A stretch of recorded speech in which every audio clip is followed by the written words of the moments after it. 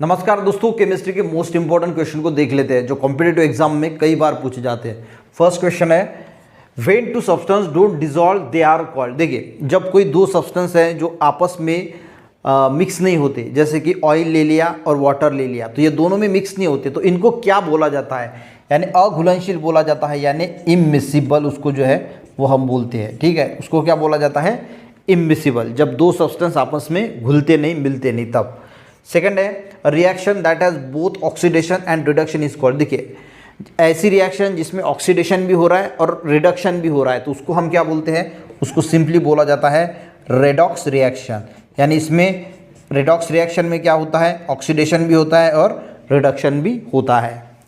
Next question देखते हैं, a positively and negatively charge atom और group of atom is called. देखिए, अगर यहाँ पे पॉजिटिव निगेटिव चार्ज एटम यानी दोनों लिए हैं, अगर सिर्फ पॉजिटिव लिया होता कि पॉजिटिव चार्ज एटम है, उसको क्या बोला जाता है?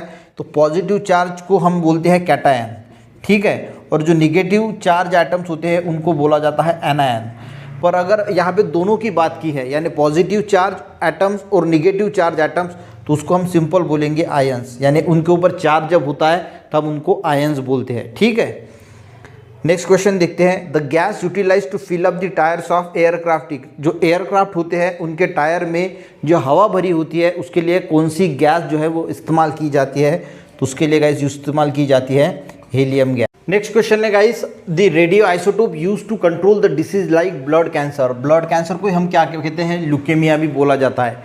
तो ब्लड कैंसर को कंट्रोल करने के लिए कौन सा रेडियो आइसोटोप जो है वो यूज़ किया जाता है? तो आपको पता होना चाहिए कि जो कोबाल्ट 60 ये जो रेडियो आइसोटोप्स है ये यूज़ किया जाता है ब्लड कैंसर को कंट्रोल करने के लिए। नेक्स्ट क्वेश्चन है, hydrogen is the most fundamental component of all acid. देखिए, कोई भी एसिड अगर हम देखते हैं, H2SO4 हो गया, HCl हो गया, तो इसमें मोस्ट फंडामेंटल जो होता है वो होता है हाइड्रोजन। तो ये सबसे पहले किसने बोला था, किसने कहा था? तो ये कहा था गाइज अरेनियस ने। अरेनियस ने सबसे पहले कहा था कि hydrogen is the most fundamental component of all acids. Next question है, the first time the pH value measurement was done by. यानी पीएच वैल्यू किसने डिटरमाइन की थी सबसे पहले, या किसने उसकी खोज की थी? तो इसका आंसर है गाइस सोरेनसन।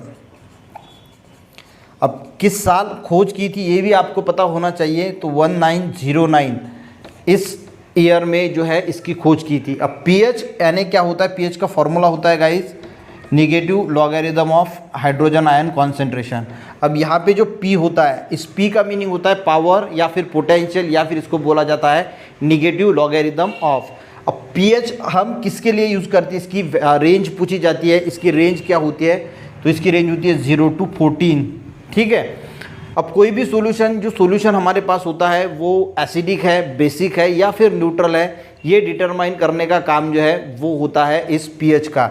यानी मान के चलो कि किसी अगर सॉल्यूशन की pH 0 to 6.9 होती है तो मान के चलते कि वो सॉल्यूशन जो है वो एसिडिक है। अगर 7 होती है तो मान के चलते कि वो न्यूट्रल है, और 7.1 से 14 तक अगर उसकी pH होती है तो वो कैसा माना जाता है?